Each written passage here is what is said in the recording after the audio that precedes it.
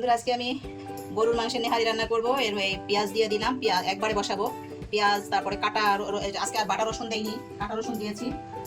তারপর আদা দিলাম, বেশি মশলাই লাগবে যেহেতু নেহারি অনেকগুলো।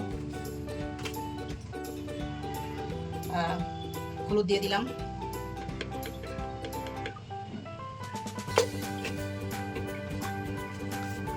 ধনিয়া দিয়ে দিলাম,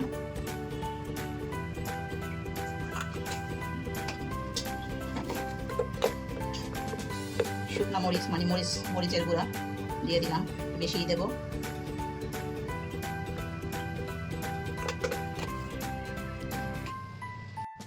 এই যে জিরার গুঁড়া দিচ্ছি, 2 চামচ দিয়ে দিলাম।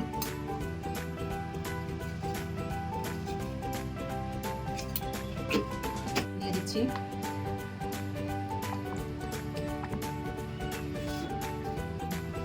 নেড়ে মশলাটা একটু মিলিয়ে নিচ্ছি।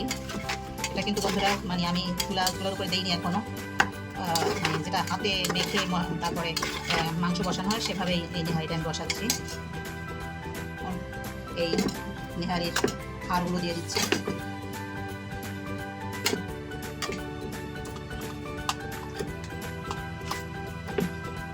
বলবে সব হাড়গুলো দিয়ে দিলাম। এখন একবারে পানি দিয়ে চুলায় দেবো, পানি দিয়ে দিলাম, পরে দেখাচ্ছি বন্ধুরা।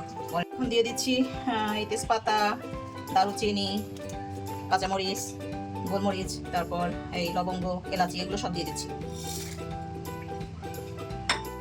বন্ধুরা আমার নেহারি রান্নাটা শেষ।